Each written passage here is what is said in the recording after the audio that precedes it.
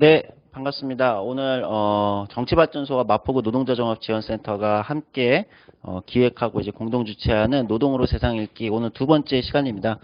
지난주에 첫 번째 시간은 이제 기후변화가 왜 노동의 문제인가에 대해서 우리가 이제 에너지기후정책연구소의 김현우 기획연구위원님 모시고 이야기를 들어봤고요. 오늘은 2강입니다. 제목은 이제 스마트폰은 어떻게 노동을 바꾸었는가로 되어 있는데요. 최근 이제 플랫폼 노동이라든지 기술 발전 이런 것들이 어떻게 우리의 노동을 변화시키고 있는가에 대해서 한국노동사회연구소의 김종진 선임 연구원님 모시고 이야기 들어볼 예정입니다. 7시 반 지금 돼서 바로 강의를 시작할 예정이고요. 강의는 약 1시간 15분에서 1시간 30분 사이에 진행이 되고, 그 다음에 이제 온라인으로 보시는 분들은 유튜브 댓글란에 댓글로 질문해 주시면 될 것 같습니다. 그러면 한국노동사회연구소의 김종진 선임 연구원님 모시고 이야기 들어보도록 하겠습니다.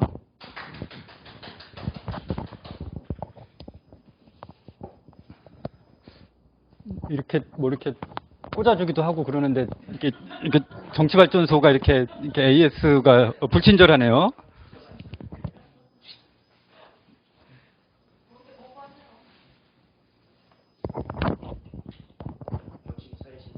예, 우리 품격 있는 정치발전소의 온라인.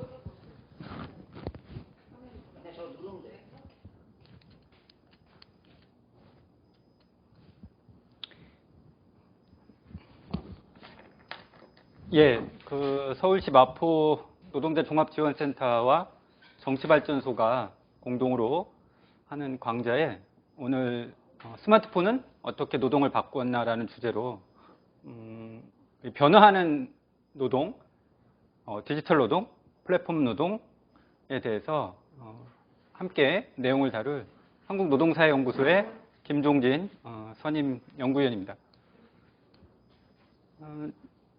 우리 일상의 디지털화 혹은 스마트폰화라고 표현하는 것들을 기술 발전과 노동은 어떻게 연결되는지 라는 내용으로 많이 다루고 있기도 합니다.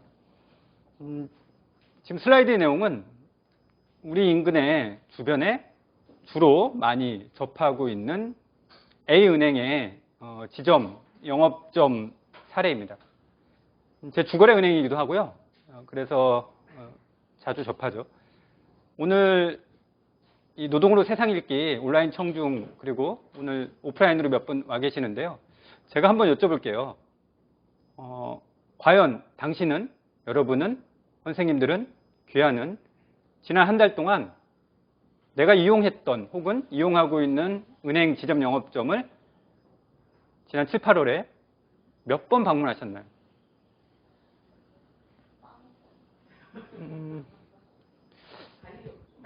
갈 일이 없습니다.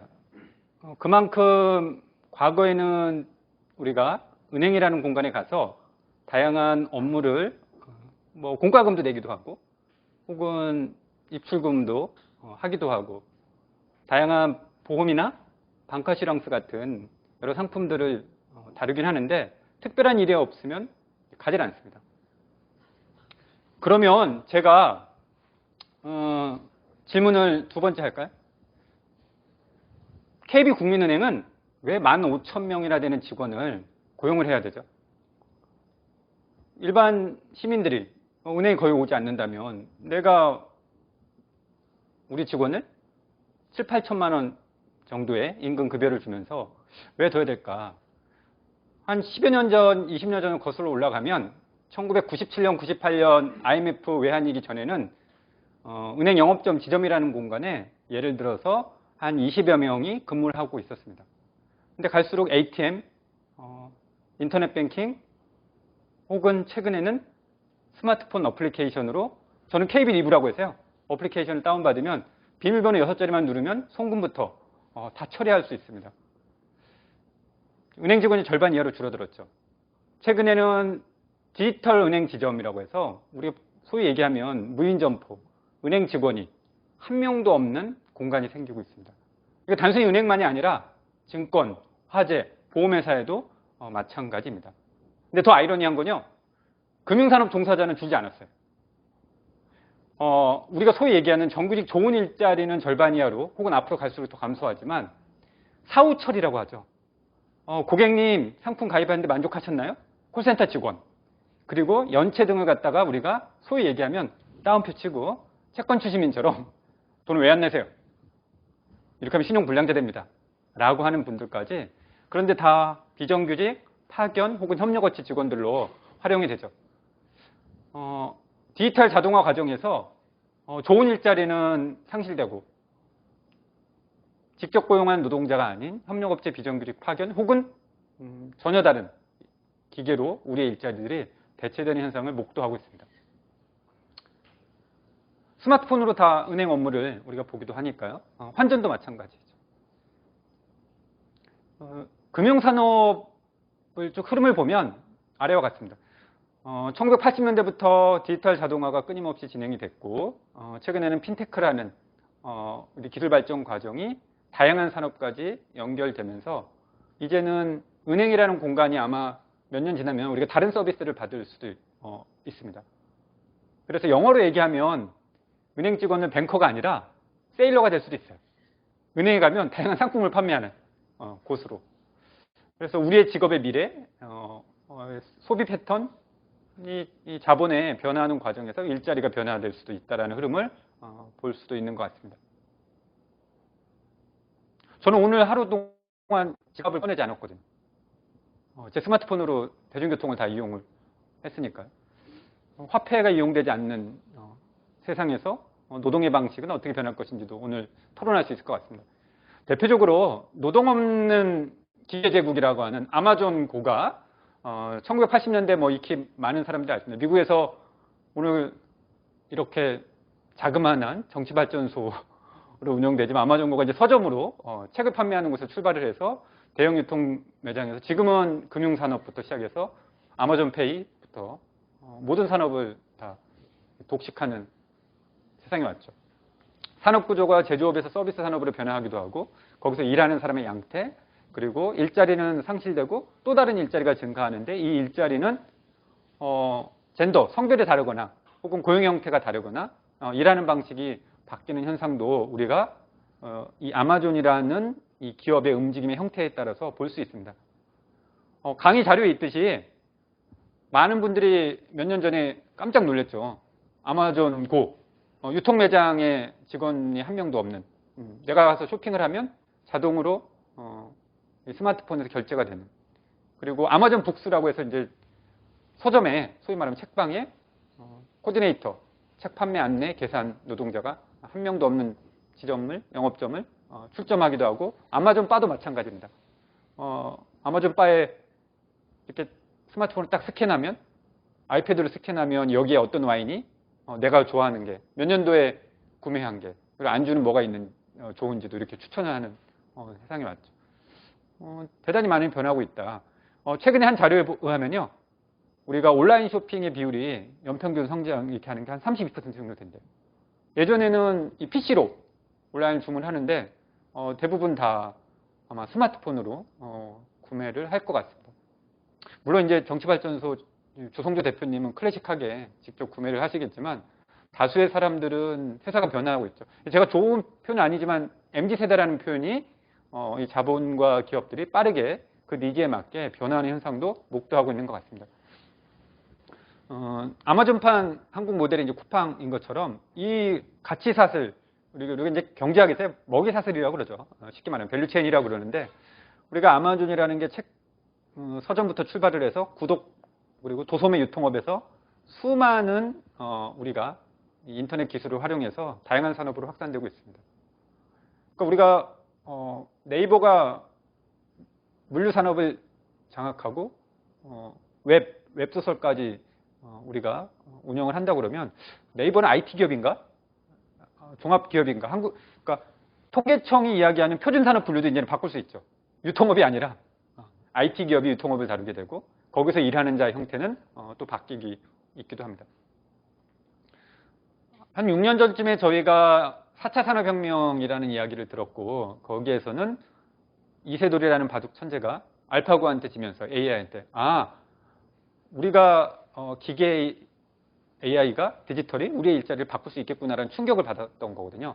그게 이제 소위 4차 산업혁명이라고 이야기를 하고 있고, 자료에 있듯이 슬라이드에 보는 것처럼 1차 산업, 2차 산업, 4차 산업이 변화하는 과정을 독일과 같은 유럽에서는 산업 4.0 시대라고 이야기를 하고 있습니다. 그래서 전통적인 산업이 ICT와 융합돼 갖고 디지털 경제, 자동화, 스마트화, 공장이 이제 스마트 팩토리라고 그러거든요. 모든 일자리 자동화되는 것으로 변하고 있는 흐름을 우리가 6년 전에, 그리고 아직도 그런 이야기를 하고 있죠. 근데 더 충격적인 건요, 오늘 자료 지금 보시는 슬라이드의 오른쪽 끝에 있습니다. 저는 제 생전에, 연구 생전에 4차 산업혁명 혹은 산업 4.0이 마지막일 줄 알았습니다. 그런데 올해 1월 달에 유럽연합에서 산업 5.0 보고서가 나왔습니다. 우리 지금 4차 산업혁명, 산업 4.0이 어떻게 변화될지, 우리가 어떻게 대응해야 될지, 노동의 문제가 바뀔지 고민하고 있는데, 유럽에서는 디지털 전환과 관련해서, 플랫폼화 관련해서 이 5.0 보고서가 나왔고, 거기 한 챕터는 노동 환경의 변화로 이야기를 하고 있습니다. 그 보고서에는요, 12쪽에 이런 그림이 있습니다. 참 인상적이죠. 지난 10년 사이에 글로벌 전 세계 자본의 시가총액 변화가 어떻게 변화되는지 보여주는데, 2009년에 가장 상위에 있는 기업들은 엑손과 같은 석유 회사라든가, 그때 이제 마이크로소프트는 조금 진도를 나간 기업 중에 하나인데 확 바뀌었죠. 마이크로소프트, 아마존, 애플, 페이스북, 이런 회사들이 전 세계 시가총액의 가장 높은 기업으로 자리 잡고 있다.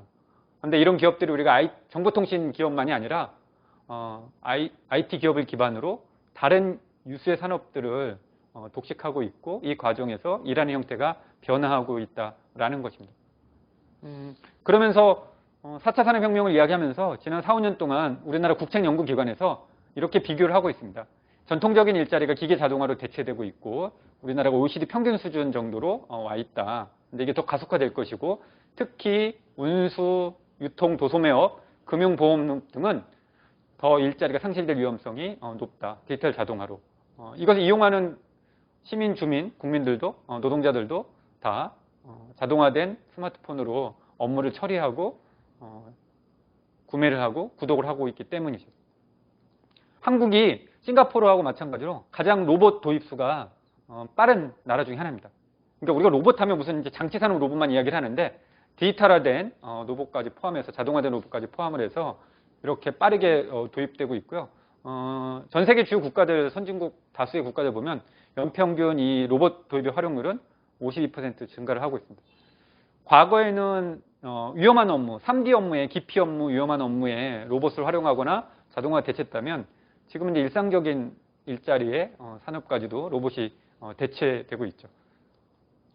그래서 유럽 사회에서 이 산업 4.0, 4차 산업혁명에 어떻게 변할 것인지, 우리의 일자리는 어떻게 변할 것인지에 대해서 인상적으로 이렇게 홈페이지에 그림이 나와 있어요. 왼쪽에 가장 상단에 있는 자료는 앞으로 제조업 공장이 이렇게 변화될 것이다 라고 얘기를 하고 있는 것 같습니다. 홈페이지에 딱 들어가면 메인 화면에 적혀 있습니다. 그리고 저 화면을 클릭하고 들어가면 우리가 원하고자 하는 자료들을 더 볼 수 있죠. 4차 산업혁명이란 무엇이냐라고 이제 보여주는 거고요. 오늘 유튜브를 이렇게 보고 있는 분들한테 좀 제가 질문을 드려볼까요? 한 3가지 시사점이 있습니다. 이 화면에서 우리가 인상적인 5년 후 혹은 10년 후에 한국 사회가 이렇게 변할 수도 있다라고 볼 수 있죠. 울산의 현대자동차에서 현대자동차 노동자 10명 채용합니다 라고 그러면 이렇게 된다는 거예요. 우리는 현대자동차 생산직 노동자를 생각을 할 수 있을 텐데, 자동화된 공장에 육체노동이 아닌 스마트 팩토리화된 공장에서 이 자동화된 아이패드를 작동할 수 있는 노동자를 채용한다는 거죠. 그럼 무슨 얘기냐면, 네가 숙련된 저 자동화된 아이패드의 프로그램을 만질 수 있으면 너는 정규직의 고임금의 일자리를 너는 유지할 수 있어. 근데 다수의 중간지대 일자리는 앞으로 자동화돼서 단순 일자리로 간다는 거예요. 그 일자리들은 사실은 근로기준법에 적용받지 않는, 우리가 얘기하는 쿠팡 배송기사라든가 쿠팡이츠, 택배기사처럼 이렇게 되죠. 보호받지 못하는 일자리들. 그래서 중간지대 일자리가 완전히 바뀌는 형태로 바뀌고 있습니다. 우리가 최근에 접목하고 있는 이 물류센터처럼 이렇게 바뀌고 있고, 그래서 뭐 유통 4.0 뭐 이렇게 이야기를 하고 있죠.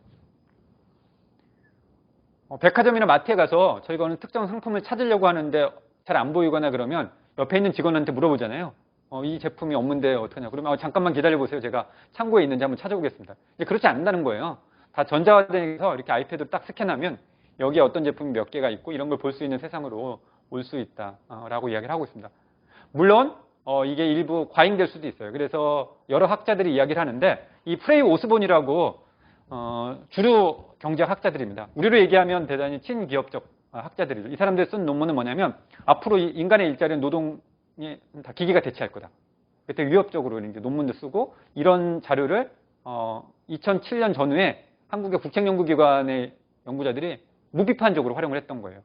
그런데 일부 학자들은 그렇지 않습니다. 우리가 이렇게 어떻게 개입하고 활용하느냐에 따라서 예방할 수도 있고 사람 중심으로 운영할 수 있다. 그래서 로봇과 함께 포용적으로 일할 수 있는 일자리가 개입하지 않으면 안 되고 그렇게 충분히 가능하다라는 이야기도 상반된 시각이 있습니다.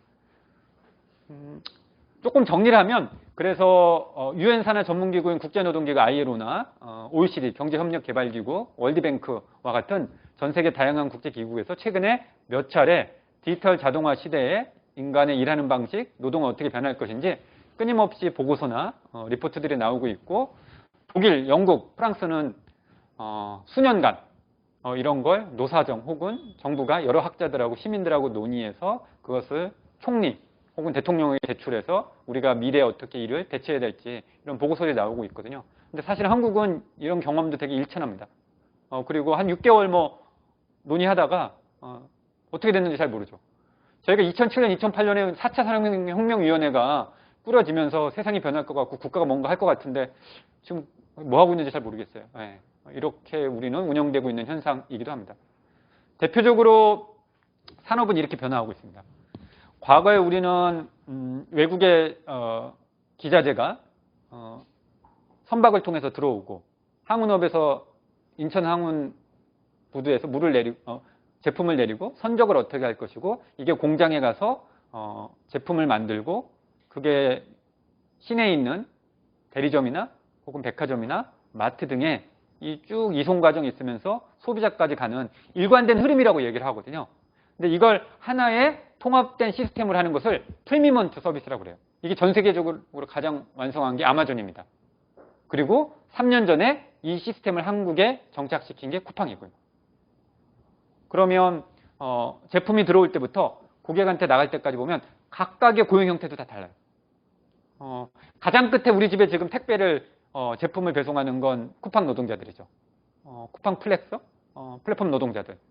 그리고 그 대리점에서 물류나 상하차 분류하는 사람은 일용직도 있고 정규직은 소수이고 계약직도 있고 파견 직원도 있고 이런 과거에는 각각의 기업들이 운영을 했다면 지금은 하나의 시스템을 특정 기업이 자본이 운영하는 시스템으로 작동되고 있다.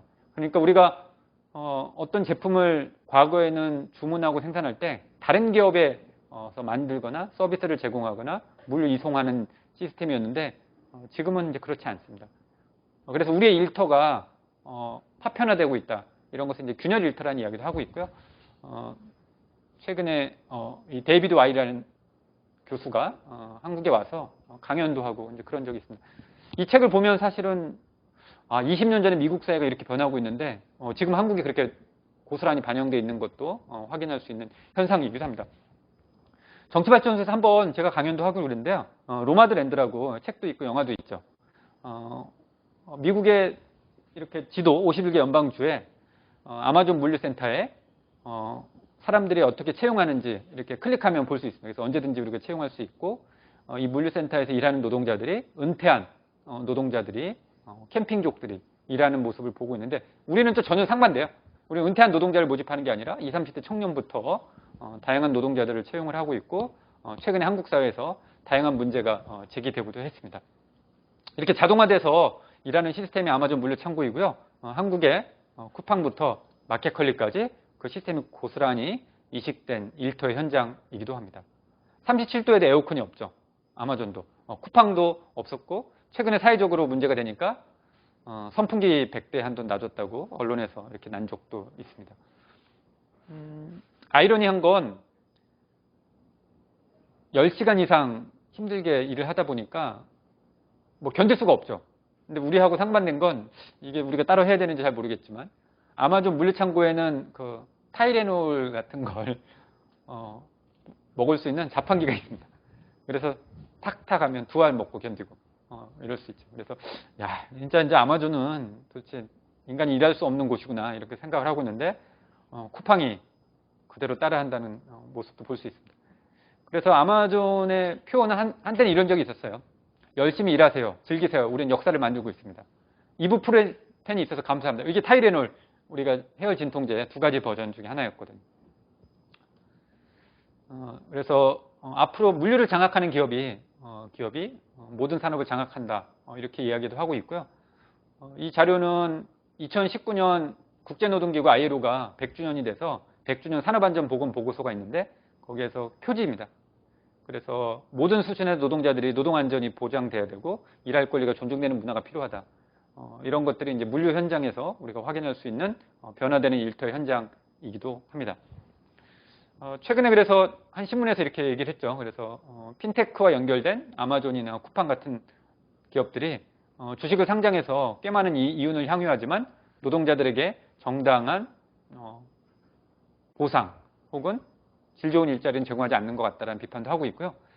그래서 앞에 서론이 좀 길었지만 전반적인 문제의식입니다. 제가 노동을 연구하다 보니까 우리의 일터는 과연 어떤 현실일까? 해고가 일상적이고 비정규직이 절반인데 이 비정규직도 포함되지 않는 플랫폼 노동자 같은 게 확산되고 있고 저임금 노동자들이 10명, 4명 중에 1명이고 장시간 노동의 산업재해에 쓰러지고 있고 감정노동이나 직장 내 괴롭힘에 상처받고 있고 인턴, 열정페이, 알바라는 직업군이 10명 중에 1명. 그럼에도 불구하고 노동조합은 12.5%에 불과한 현실입니다.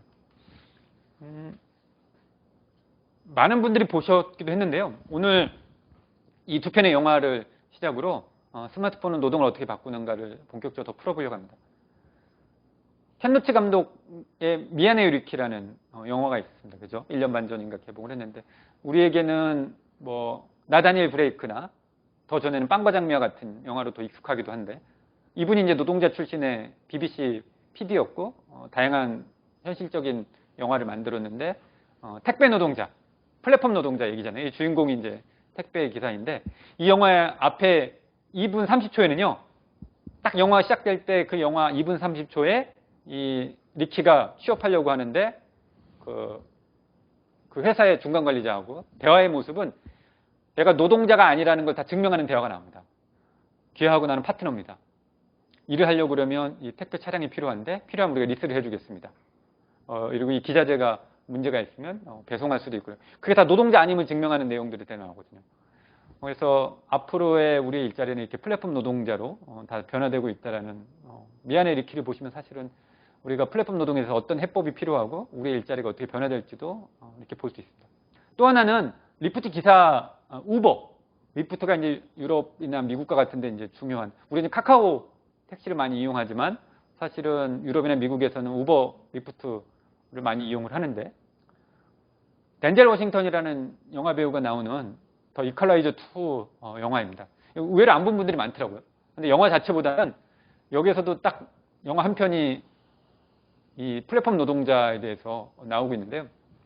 이 주인공이 고객이라고 하는 택시 리프트를 이용하는 승객에게 이렇게 얘기합니다. 앞에 내용은 다 각설하면요. 이 조폭 같은 친구들을 이 덴젤 워싱턴 영화 배우가 막 이렇게 두드려 패거든요. 그런 다음에 스마트폰 내놓으라고 그럽니다. 그러면서 별점 5점 만점에 좋아요 5점 누르라고. 그 이유는 이 리프트라는 기사들이 별점이 높은 순서에 따라서 내가 좋은 혜택을 받을 수 있기 때문에 그렇게 되죠. 감정노동은 여기서도 그래서 확인되고 있는 거거든요. 내가 고용되어 있는 노동자라면 내 인사관리, 임금의 보상의 결정 기준은 회사가 인사평가를 하고 거기에 따라서 불이익 여부라든가 혹은 노동조건 개선 등이 이루어지는데 플랫폼 노동자들은 오늘 주대기 이야기를 하겠지만 내 인사나 승진 혹은 보상, 임금이라는 것도 고객, 승객, 이용자, 클라이언트가 다 결정하는 내용 중에 하나입니다. 우리는 이제 배달의 민족 혹은 쿠팡을 통해서 대표적으로 플랫폼 노동자에 대해서 접하기도 하고 최근 한국 사회에서 배송 노동자들이 목숨을 잃기도 하는 현장들이 있는데요. 한국에 라이더 유니온이라고 있거든요. 이 배달한 노동자들이 이제 만든 노동조합이 있는데 이제 라이더라는 것도 좀 바꿔야 될 것 같아요. 왜냐하면 일하는 작업의 도구가 되게 다양하거든요. 내가 차량이 있다 그러면 내 차로, 그리고 이륜 자동차로, 그리고 퀵보드로, 도브로도 하고. 그래서 라이더라는 건 그냥 일반 명사일 수가 있고 이제는 노동자의 명칭도 좀 바뀌어야 되지 않을까라는 생각을 하고 있는데 제가 연구소에서 일을 하면 제가 필요한 볼펜이나 컴퓨터 PC는 회사 연구소에서 지급을 해줘야 되거든요. 근데 플랫폼 노동자들은 자기가 다 구입을 하고 모든 유류비나 이런 것도 자기가 다 지불해야 됩니다. 언론에서 보면 그 배민라이더에서 일하는 배달 라이더들이 뭐 700만 원을 번다 막 이런 얘기 하거든요. 야, 대학 나와도 SK통신에 취업해도 700 벌기 힘든데 뭐 이런 이야기를 하고 있거든요. 근데 여기서 중요한 게 있습니다. 임금 노동자들은 그 월급 임금이 다 고스란히 내 소득인데 라이더들은 자기가 이륜 자동차 리스비, 그 주유비 같은 걸 다 자기가 차감을 해야 되거든요. 그러면 150만 원, 200만 원 다 빼면 사실은 400~500만 원이 안 되는 거고 주 6일 이상 일해야 되는 거고 하루에 10시간 이상까지 포함을 한다 그러면 그게 과연 적정한 금액이라고 볼 수 있는지도 우리가 또 질문을 할 필요가 있습니다.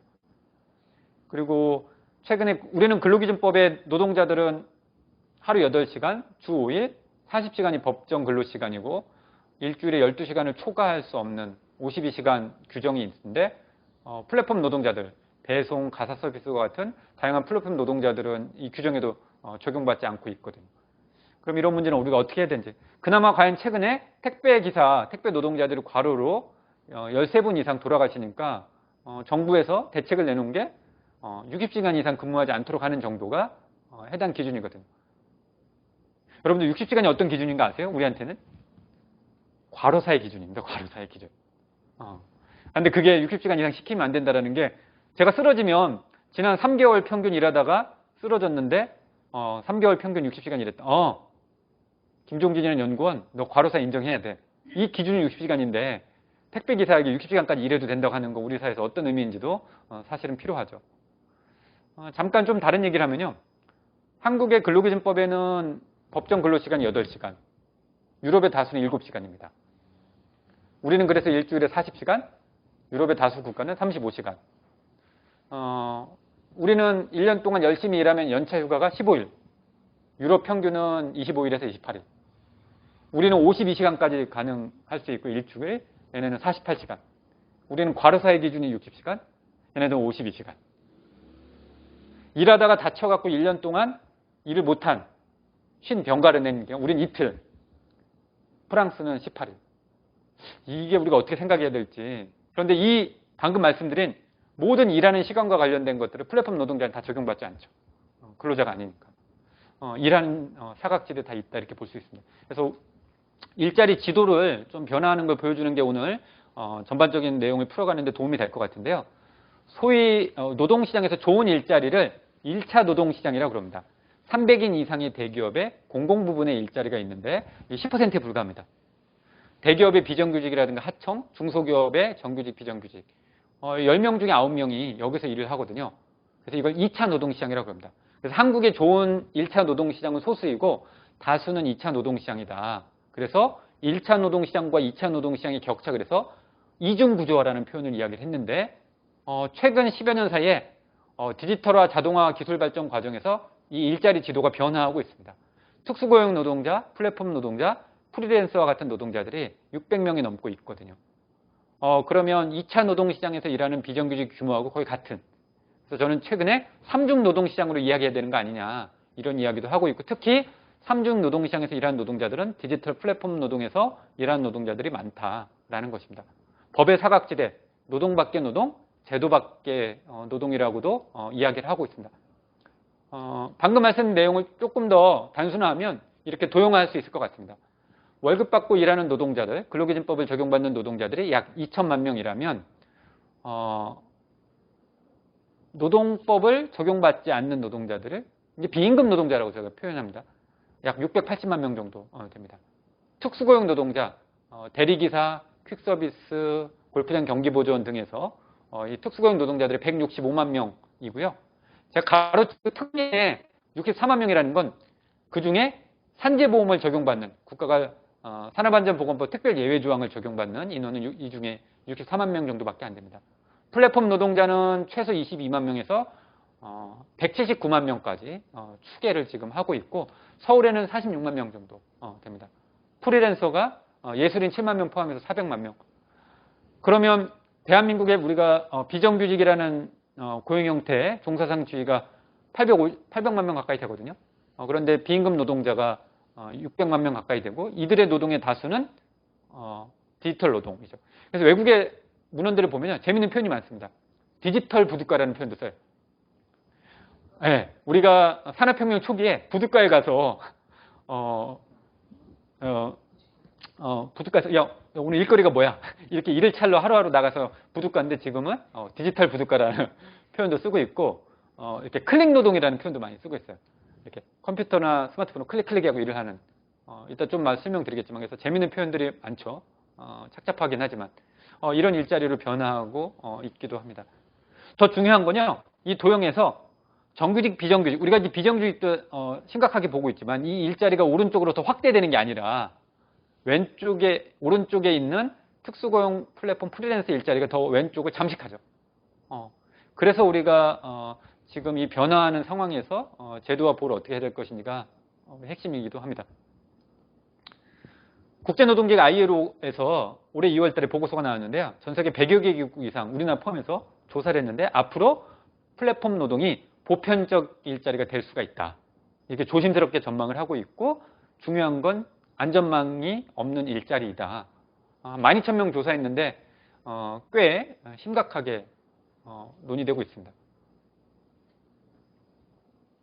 여러분들은 이 회사들 중에 몇 개를 아시나요? 우버, 리프트, 피버, 딜리버 히어로, 딜리버루, 대리주부, 배달의 민족, 카카오티, 지그재그. 한 절반 많이 익숙하죠. 이 회사들이 다 플랫폼 기업들입니다. 그리고 여기서 일하는 노동자들을 플랫폼 노동자라고 이야기를 하고 있습니다. 나중에 기회가 되시면요. 코로나19가 조금 해결되고 우리가 미국 LA 공항에 가실 일이 있으면 제 오늘 강연 내용을 한번 확인하실 수 있습니다. LA 공항의 우측으로 가시면 한 500대 정도 되는 우버 리프트 기사들 이렇게 정류장이 있거든요. 거기에 보면 다 이분들이 대기하면서 스마트폰만 보고 있습니다. 자기네 지금 고객들이 어떻게 인근에 있는지 이렇게 받고 있고, 그러니까 고객들도 스마트폰을 이용해서 하는 게 아니라 일하는 사람들도 클릭해서 지금 일감을 갖다가 어떻게 확인하는지. 그래서 어떤 사람들은 플랫폼 노동 일하는 사람들이 일과 삶의 균형, 산업재해가 없는 노동이라고도 표현하지만 저는 반대라고 생각하잖아요. 끊임없이 이 일감을 내가 따내기 위해서 스마트폰을 항상 보고 있거든요. 우리가 대리기사나 퀵서비스 기사 이렇게 모여있는 곳에 가면 다 이게 PDA나 스마트폰 보고 있거든요. 그러면 이 업무 스트레스나 압박이라든가 감당할 수 없을 정도로 되고 있고요. 이 딜리버 히어로라는 회사가 밑에 있는 배달의 민족을 작년 올해 M&A에서 먹었죠. 4조 원 가까이 되는 매각을 했고 이제 글로벌 회사로 변화될 것 같습니다. 오래된 문제냐 이런 이슈들이 이제 그렇지 않다라는 거예요.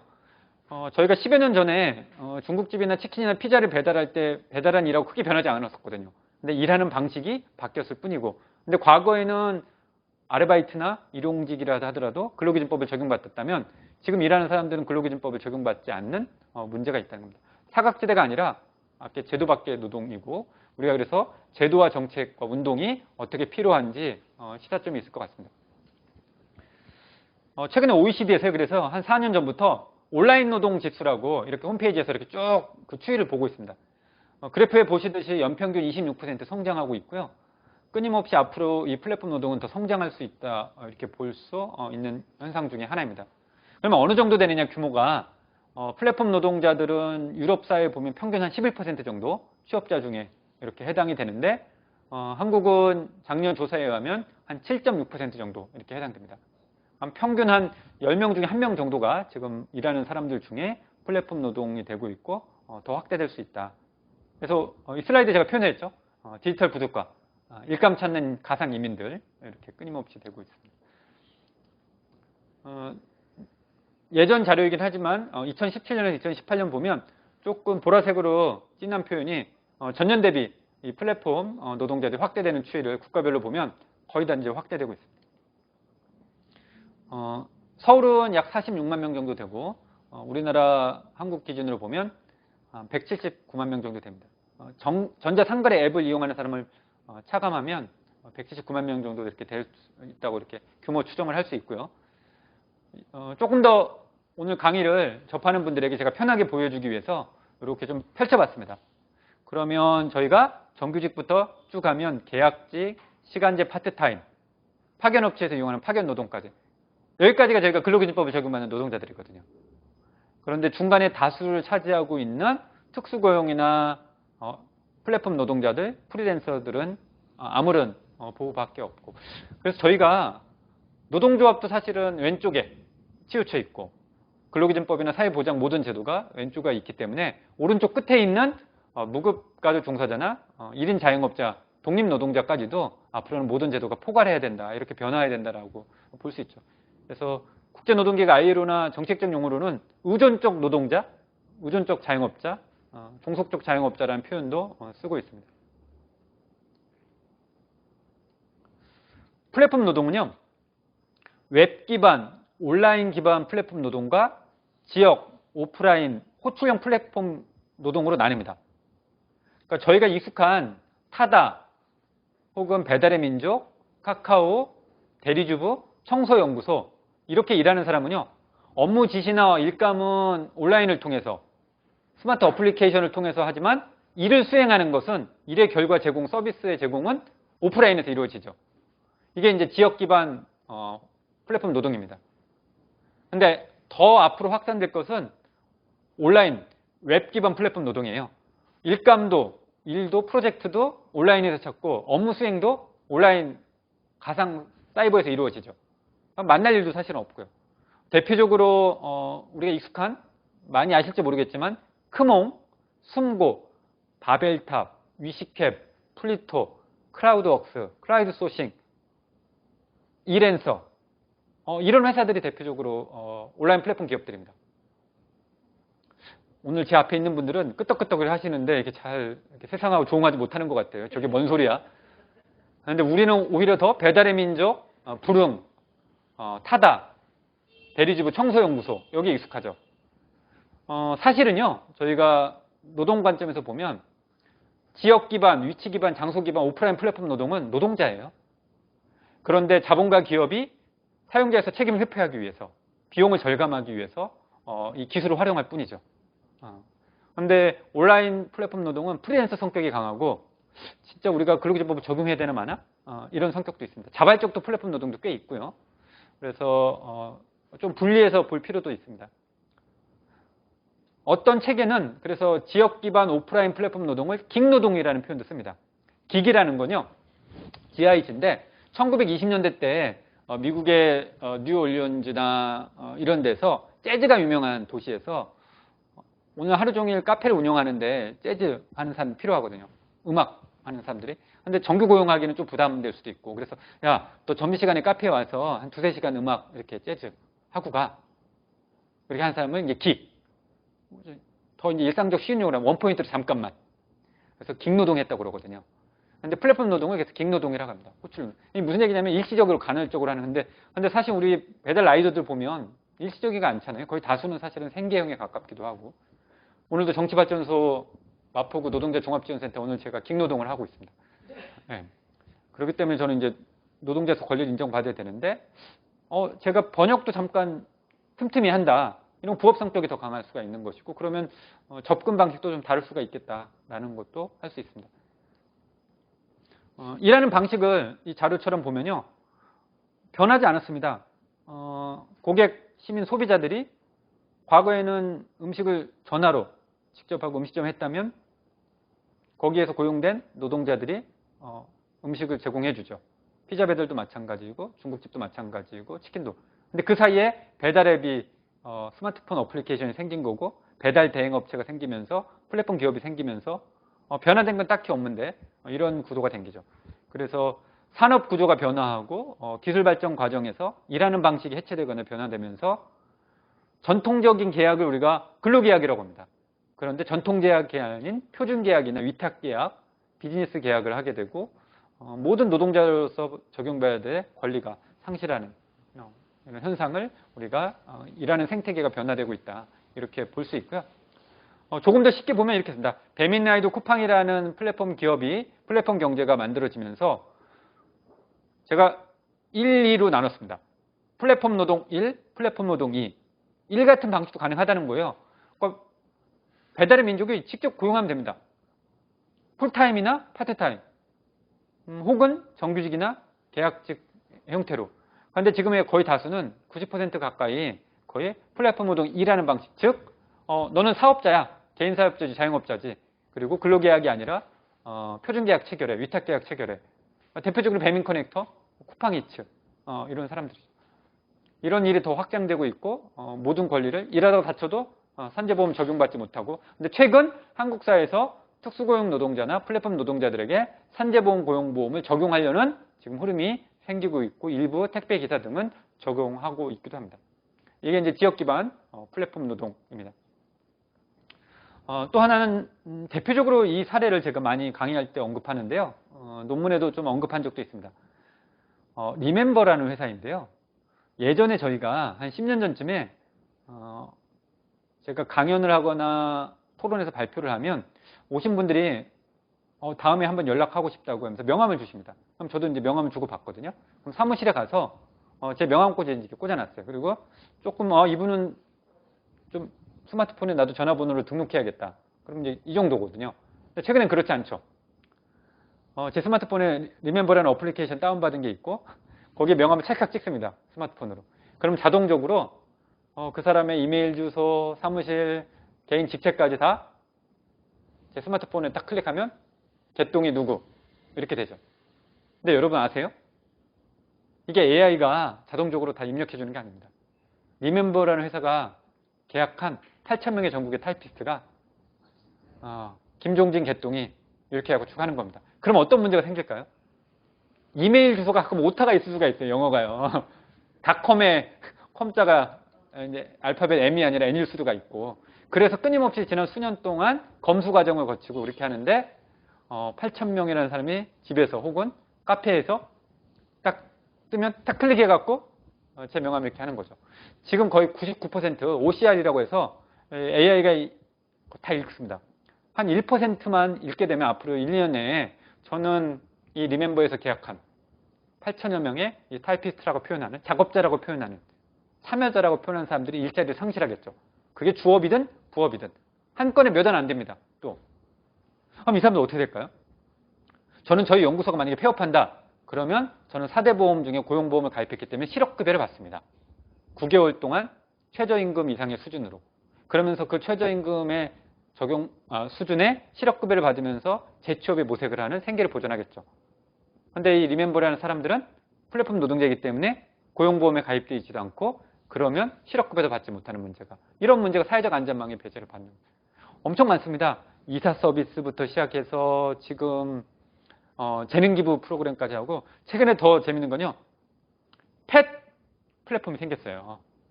최근에 이제 우리 한국 사회가 많이 바뀌었잖아요. 집에 야옹이도 키우는 분도 있고 멍멍이 키우는 분도 있고 제가 좀 예전 세대라요. 저희 시골에 있을 때 저희 멍멍이는 마당에 있었거든요. 저 초등학교 때는. 근데 제 동생은 거실에서 같이 생활하더라고요. 근데 제 동생하고 같이 이렇게 삶을 꾸리는 분은 침대에 같이 이제 가족이 됐잖아요. 그러면서 펫 플랫폼이 생겼는데 이제 운동도 시키고 산책도 시켜야 되잖아요. 그러면 이제 100명 중에 한 분이 가끔 이제 또 사회적 논란이 있는 사례가 생기잖아요. 이 뒤처리 비용을 안 하시는 분. 근데 미국에는 이런 사이트가 생겼습니다. 그것만 이렇게 치워주는 플랫폼 노동자예요. 그래갖고 제가 이제 사당 이수가 되는데 사당 이동에 지금 어떤 공원 가로수 몇 번 위치에 지금 내 가족 중에 한 명이 응하를 했으니까 여기 와서 치워주라고 그러면 딱 클릭해갖고 얼마. 그러니까 우리 생활에 지금 플랫폼 경제가, 디지털 경제가 엄청나게 있고 그걸 통해서 일을 하는, 일감을 구하는 사람들이 생겼다. 이렇게 끊임없이 변화하고 있습니다. 지식 채널 2에서 작년, 재작년에 그래서 플랫폼 짧은 이 방송 2개가 있는데 한번 보시면 도움이 될 거라 생각이 듭니다. 이렇게 해서 플랫폼 노동이 프리랜서화되는 고용의 형태들도 있습니다. 피버, 어벅, 프리랜서닷컴 끊임없이 성장을 하고 있습니다. 이 기업들이. 대표적으로 한국 사회는 이제 크라우드웍스라는 회사인데요. 저도 이제 회원회에 가입해 있어서 이렇게 봅니다. 참여 관찰을 하거든요. 딱 가입을 하면요. 클릭해갖고 약간 동의하고 그러면 지금 이 순간에 클라이언트들, 회사들이 이 크라우드웍스의 회사에 맡긴 이 프로젝트 일감들이 쭉 있습니다. 그럼 제가 보고 이거 한번 참여해 볼까? 라고 하면 기초교육, 직무교육 받거나 뭐 안 해도 되는 일자리가 있어요. 그건 뭐냐면 이미지, 영상을 갖다가 이렇게 한 뜸 한 뜸 따갖고 이렇게 업로드하는 거예요. 그래서 작업자로 표현하거든요. 그러니까 저희가 30년 전에 이런 얘기 했어요. 곰돌이 눈깔 붙인다고. 그러면 집에 가져가고 곰돌이 가져가서 눈깔 3개 붙여서 봐주면 그만큼. 이게 이제 플랫폼 노동이 그거거든요. 클릭 노동자들. 이렇게 해서 하나하나 이렇게 해갖고 해서 몇십 원, 몇백 원. 이런 일자리들이 수십만 명이 가입해서 하고 있다는 겁니다. 상상도 할 수 없는 일자리들이 그렇게 변화되고 있고요. 그럼에도 불구하고 부당 대우를 10명 중에 4명이 받고 있다라는 결과도 있습니다. 왼쪽과 오른쪽을 보시면 그래서 대리운전, 배달 이런 플랫폼 노동이 신산업이 끊임없이 늘어나고 있다라는 산업적 측면의 강조점도 있지만 오른쪽처럼 노동자의 권리가 상실된다. 이런 이야기들도 대비되고 있습니다. 유럽에서는 사실은 플랫폼 노동의 이슈는 되지만 또 다른 측면도 있어요. 그러니까 유럽에서 배달하는 이 딜리버루나 이런 푸도라, 유럽 이제 가끔 여행하거나 이렇게 영화 같은 보면 자전거나 이런 데 퀵보드로 배달하는 사람들이 파트타이머예요. 그러니까 시간제 일자리 다수가. 근데 우리는 개인 사업자죠. 그런 역사적 사회적 맥락도 있습니다. 그런데 쿠팡 배달이나 플랫폼 노동자들 한국의 고용노동지청이나 이런 곳에서는 몇 가지 사례를 보면 노동자가 아니라는 판례 혹은 노동자라는 판례 아직도 상반되죠. 그래서 최근에 이제 노동자의 권리를 요청하기도 하는 이런 사례들도 언론을 통해서 확인할 수 있습니다. 좌우 대비되면 이 자료는요 조금 우리가 어떤 경향인지 확인할 수 있습니다. 플랫폼 노동은 오프라인 지역 기반 플랫폼 노동과 온라인 웹 기반 플랫폼이 있다고 제가 말씀을 드렸고 오프라인 플랫폼 노동은 오른쪽에서 보시듯이 배달, 가사 서비스, 청소, 돌봄 이런 일자리가 많습니다. 10명 중에 오프라인 플랫폼 노동의 절반 이상은 배달이나 택배 이쪽에 많죠. 물류, 운송, 배송. 그런데 온라인 플랫폼 노동은 웹툰, 웹소설 같은 창작이라든가 전문 서비스, 번역 뭐 이런 일자리도 이렇게 많습니다. 그러니까 일의 형태도 좀 전혀 다릅니다. 접근도 다르고. 그럼 도대체 며칠 일하는데 한 달 평균 그리고 몇 시간 일하는데 소득은 높나? 전체 이 사람의 소득 중에 플랫폼을 통해서 일하는 사람 소득은 얼마야? 이렇게 질문할 수 있거든요. 오른쪽 끝에 보시면 전국만 기준으로 보면 한 달 평균 한 15일 정도 일을 하세요. 우리가 일반 직장인들은 주 5일 하는 사람은 한 22일 일하거든요. 그러니까 15일 정도니까 조금 더 적게 일하죠. 물론 이제 오프라인 플랫폼 노동은 이제 더 많이 일을 하긴 합니다만 한 6시간 정도 일을 하고 있고 150만 원 정도 전후에 일을 하고 있습니다. 주업과 부업에 따라 차이도 있고 그래서 플랫폼 노동자들이 일하는 시간은 한 5시간, 6시간 적고 소득은 한 150만 원 정도면 최저임금이 한 190만 원 가까이 되니까 그 최저임금 미만의 수준의 지금 소득을 받고 있기도 하죠. 그래서 플랫폼 노동자들의 문제 중에 하나는 노동자로서의 권리도 상실되고 일의 안정성도 없고 사회 안전망이 없지만 낮은 소득과 질 낮은 일자리가 많다. 이야기도 제공되고 있습니다. 또 하나는 아까 덴젤 워싱턴이라는 영화배우가 나온 더 이퀄라이저 2 리프트 기사 얘기했듯이 근데 중요한 건 이것도 있습니다. 일하는 과정에서 어떤 불이익이나 노동과정, 작업과정이 있느냐라고 했을 때 저희들이 가끔 보면 아마 통신회사들을 다 이용하다 보면 가끔 그러잖아요. 어떤 서비스를 이용하다 보면 문자가 딱 오잖아요. 고객님 방금 이용받은 서비스는 만족하셨습니까? 이걸 이제 콜센터 산업에서 해피콜이라고 그러거든요. 그럼 보면 저는 이제 거의 그냥 안 해요. 제가 어떻게 하냐에 따라서 그분이 이 평가나 인센티브에 영향을 많이 받기 때문에 뭐 물론 조금 이제 시간이 있으면 그냥 5점 별점 맞으면 이렇게 해주는데 회사의 절반 이상은 플랫폼 노동자들이 우리 회사에는 이런 성과 평가가 있다. 별점. 그래서 별점 노예라고도 해요. 내가 여기에 목숨 내야 된다. 그래서 이제 리뷰라고도 하고요. 그러는데 10명 중에 절반은 이런 평가를 받고 있고 회사가 존재하고 있고 어떠한 페널티, 벌칙 조항이 있냐라고 보면 내가 이걸 자칫 잘못하면 자격이 박탈되기도 한다. 그리고 일감이 줄기도 하고 일이 잠깐 정지되기도 한다는 거예요. 이게 자격 박탈이 뭐냐면 제가 특정 회사는 말씀드릴 수 없지만 가사 서비스 회사 중에는 5점 만점에 별점 만점에 하이 몇 점을 두세 차례 이상 받으면 회원 박탈시켜요. 그러니까 너 우리 회사 회원 등에 말소시키는 거죠. 그럼 그 일을 못하는 거예요. 그럼 과거에 내 일의 내 인사권, 고용의 평가는 회사가 갖고 있었는데 이제는 고객이 나한테 별점을 어떻게 주느냐에 따라서 내가 앞으로 더 일을 할 수 있느냐 없느냐 영향을 미치는 거죠. 오늘 1시간 15분 동안 제가 정치발전소 마포 노동자 종합지원센터 강의를 하고 나서 아마 강의 평가를 하는 것 같아요. 강의 평가를 낮게 해주시면 제가 2번 다시 강의를 할 수 없는 플랫폼 깅노동자가 됩니다. 이렇게 되죠. 건당 강사료 수수료도 적어지고 그렇게 됩니다. ILO에서요. 그럼 플랫폼 노동이 다 나쁜 거냐? 이제 그렇지 않답니다. 좋은 점도 있다는 거예요. 근데 딱 좋은 건 3개밖에 없습니다. 나머지 10여 개는 다 좋지 않은 일자리. 첫 번째, 다수는 아니지만 유해한 환경을 벗어내서 일하기도 한다. 대표적으로는 웹 기반이에요. 온라인 플랫폼 노동. 재택이라든가 카페 같은 데서 컴퓨터나 이렇게 일을 할 수 있는 일자리니까 전통적인 산재 문제에 대해서는 좀 유해 환경에서 탈피하기도 한다. 그리고 일과 삶의 균형도 조금 할 수 있다는 거죠. 그리고 뭐 학업을 병행하면서도 할 수 있는 일자리 프리랜서 성격의 가사, 육아 혹은 뭐 여러 일을 할 수도 있는 세 번째가 저는 중요하다고 봐요. 비공식 경제 일자리가 공식 부문으로 올라온다는 겁니다. 이건 되게 중요한 문제거든요.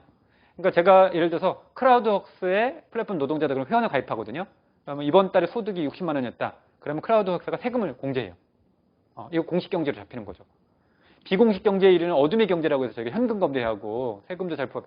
그럼 세금을 낸다라는 건 사실은 국가가 사회 구성원으로서 어떠한 시민의 권리, 시민적 권리라고 표현하잖아요. 시민권으로서 받아야 할 권리가 이제 가능한 거죠. 몇 명이 있고 소득에 따라서 어떤 정책을 펼 수 있는.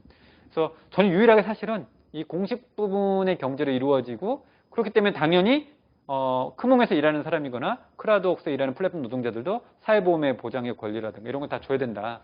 향유해야 된다. 이렇게 이야기할 수 있는 거거든요.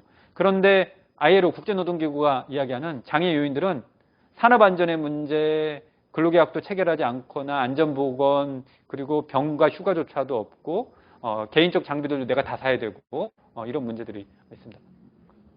방송사에 보면요.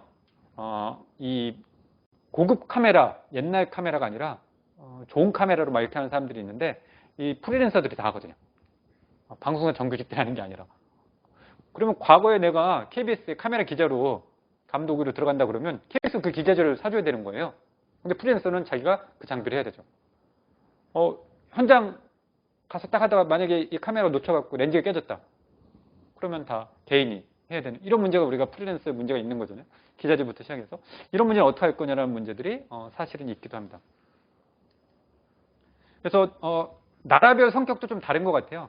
미국과 영국과 같은 나라 이렇게 보면 특히 미국과 같은 나라들은 이 플랫폼 노동자를 인정하지 않으려고 하는 더 경향성이 높고 판례도 그렇고 그런데 유럽의 다수의 나라 심지어는 영국과 같은 나라들도 최근에 우버 노동자 맞아.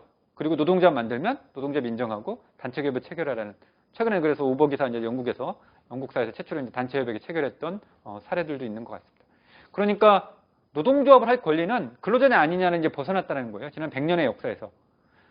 오늘 유튜브로 청중 보고 있는 분들 아시는 분들 많이 계시겠지만 대한민국의 근로기준법이 1953년에 노조법과 같이 만들어졌습니다. 70년이 지났거든요.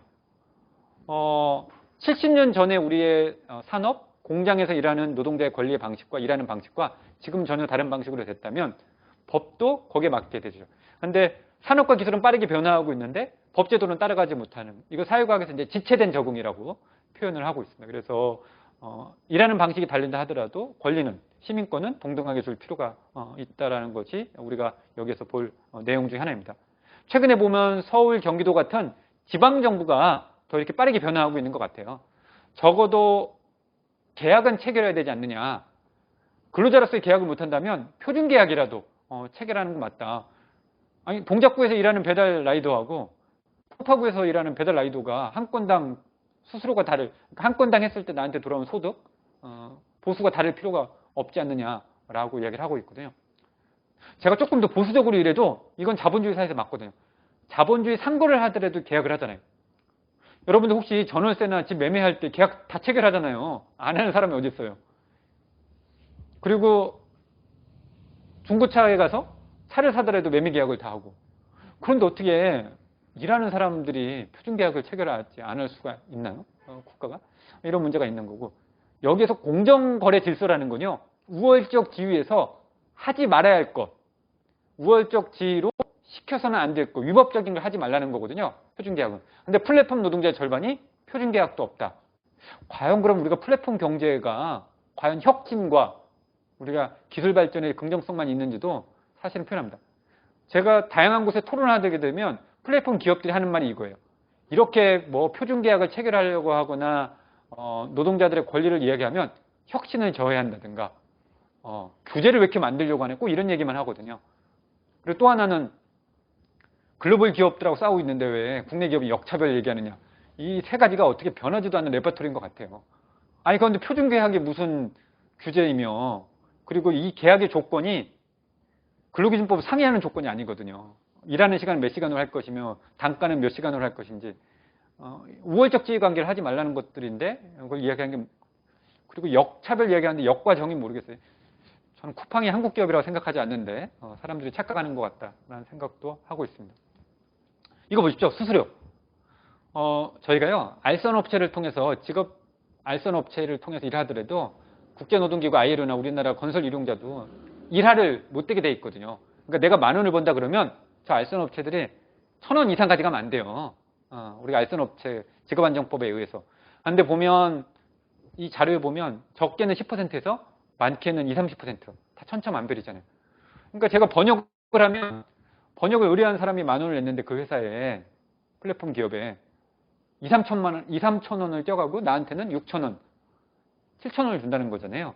그러니까 사실은 우리가 조선시대 때 마름이라고 그러잖아요. 이게 과연 맞는 것인지 이 질문을 우리가 할 수 있죠. 수수료를 갖지 말라는 게 아니라 적정한 수수료냐. 그래서 유럽연합에서 2020년에 온라인 플랫폼 경제에서의 투명성과 공정한 지침, 이 핵심 중에 하나가 적정한 거래 질서를 하라는 것도 사실은 그 중에 하나이기도 합니다.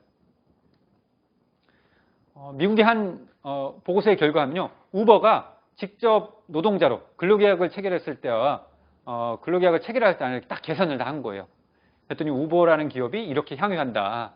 건강보험에서 3% 절약할 수 있고 고용보험에서 2%, 산재보험 가입하지 않아서 12%, 운행비용을 회사가 다 분담하지 않고 있고 이렇게 많은 향유를 기업과 자본이 하고 있다라는 겁니다. 저는 배달의 민족 한번 볼 수 있어요. 여러분 배달의 민족이요. 최근에 몇 년을 보면 우리 배달의 민족은 주 35시간제합니다. 이런 홍보를 하고 있거든요. 배달의 민족의 사무직, 오피스에서 일하는 정규직 노동자들은 4.5일제, 주 4일 이하고 뭐 이런 향유한다 좋은 기업이라고 막 이렇게 향유하고 있는데 정작 수만 명, 수십만 명의 플랫폼 배달의 민족의 노동자들은 산재 사망 사고에 노출되기도 하고 이렇게 과연 우리가 기업에서 일하는 노동자의 범위를 어디까지 볼 것인지 한번 우리가 질문을 던져볼 필요도 있다라고 봅니다. 그리고 독일의 딜리버 히어로에 4조 원에 매각했을 때 그 주식 기업의 가치를 하는데 수십만 명의 플랫폼 노동자들은 기여한 건 없나? 이런 질문도 할 필요가 있죠. 일단 보십시오. 쿠팡 이츠는 배달 파트너에게도 산재보험을 적용하기로 했습니다. 홈페이지에 제가 캡처한 거거든요. 미안을 익히 영어하고 똑같아요. 배달 노동자라는 표현 안 쓰잖아요. 배달 파트너는 산재보험을 적용하기로 했습니다.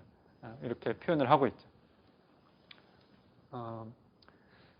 그래서 그러면 이렇게 플랫폼 경제, 플랫폼 노동이 확산하고 있다면 다른 나라들은 어떻게, 그리고 다른 지역은 어떻게, 다른 노동조합은 어떻게 대응하는지도 우리가 한번 공유하고 말을 이어갈 수 있다고 봅니다.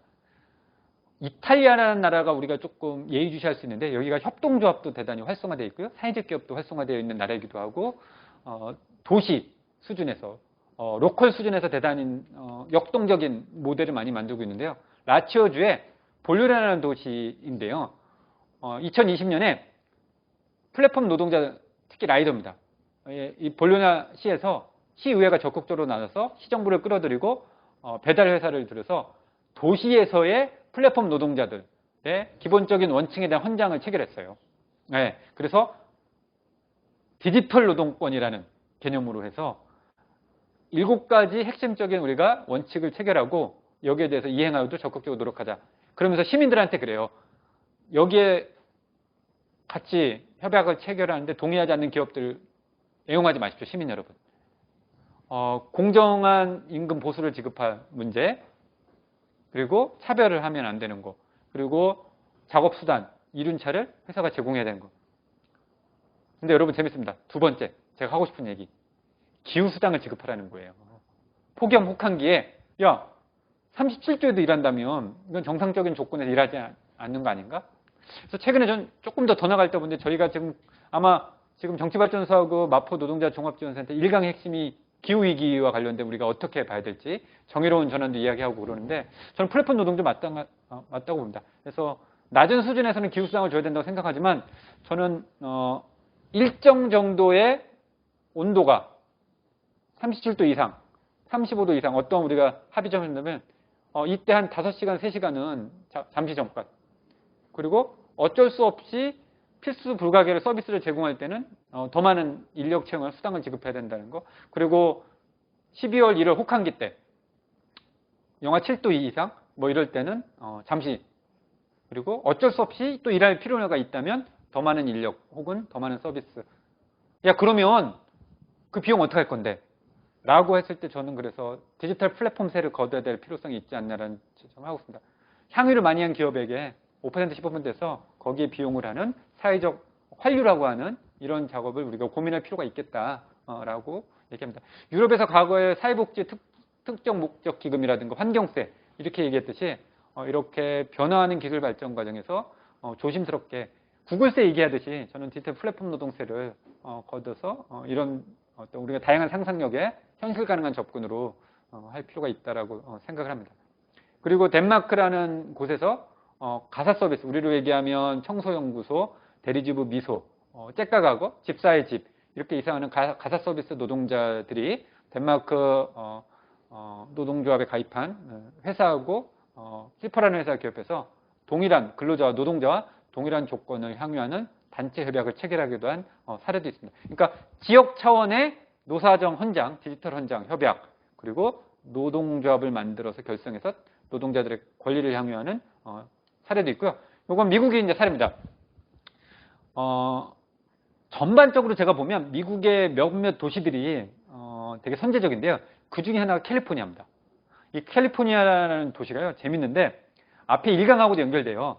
미국의 캘리포니아라는 도시에서 정의로운 전환, 기후위기와 관련된 석탄, 원전 이렇게 만든 도시 협약 체결하고 뭐 세금 걷고 이런 도시거든요. 이 도시가 되게 선진적이어서 플랫폼 노동과 관련해서도 몇 가지 제도를 만들거나 진행되기도 했습니다.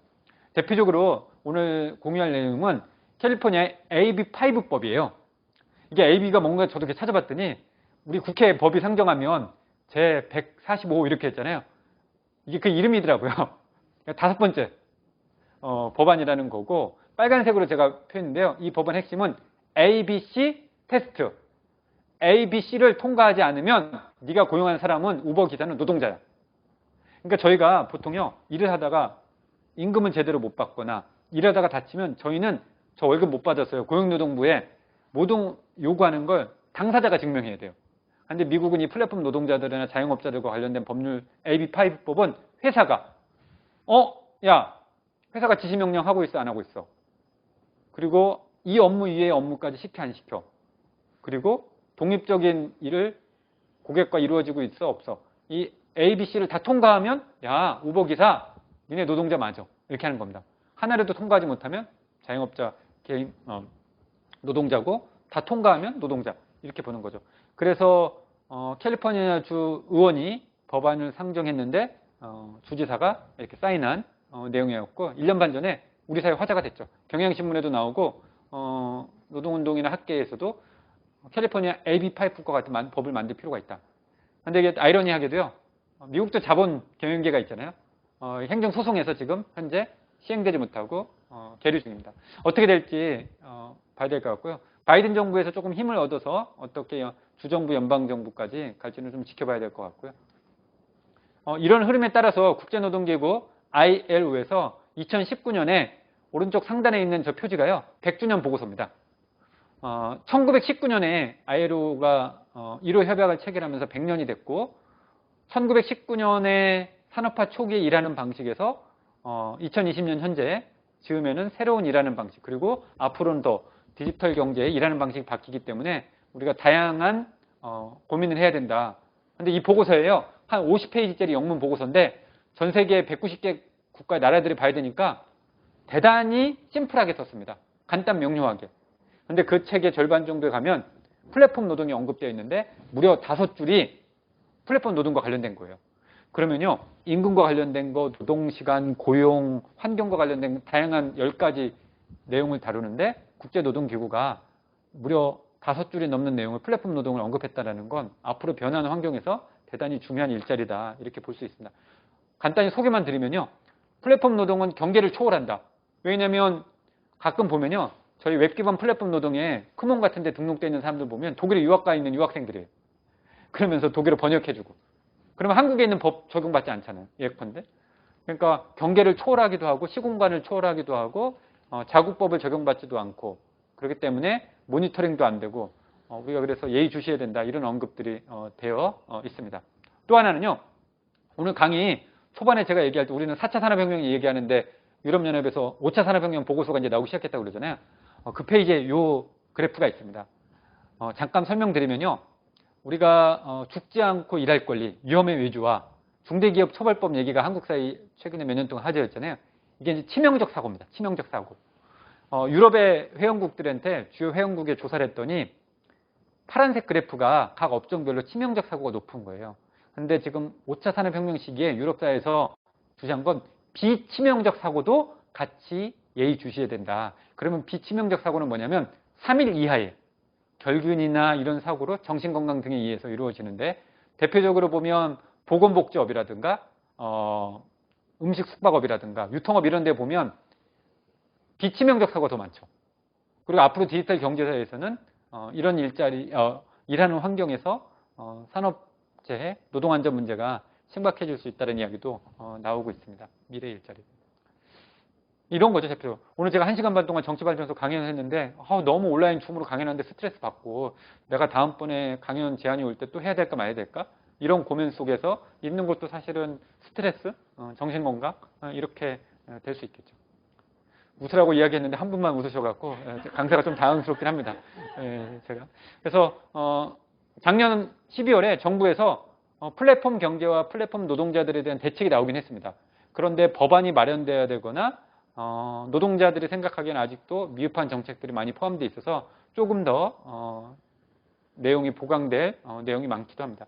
그래서 어쨌든 보호 대책이 한 4가지 영역이 있고 이걸 지원하기 위해서 법이 만들어져야 되는데 현재 플랫폼 노동과 관련돼서는 법은 없습니다. 국회에 지금 상정은 돼 있지만 다양한 이견이 있어서 아직 통과되고 있지 못하고 저희가 어떻게 좀 돼야 될지는 좀 지켜봐야 될 것 같고요.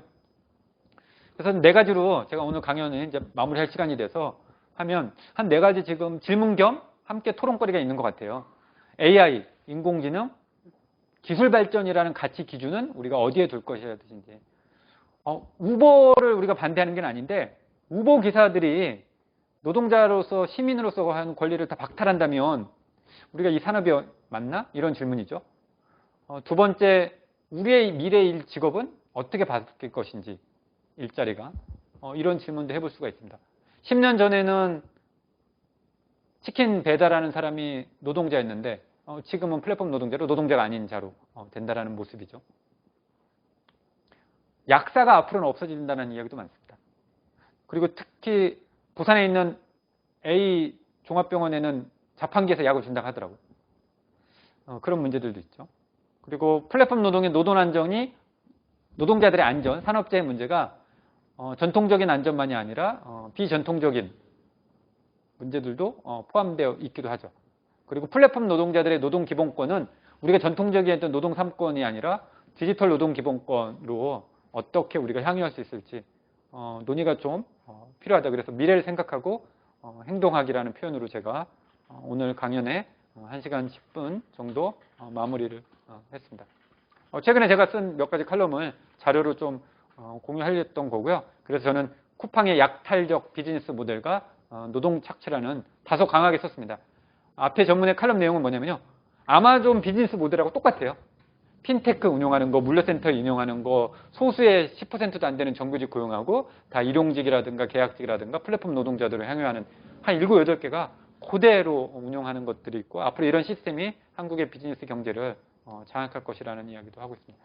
예, 오늘 강연 내용은 여기서 마치고 질의응답이나 혹은 또 유튜브에 댓글이 있으면 제가 답변하는 시간을 갖도록 하겠습니다.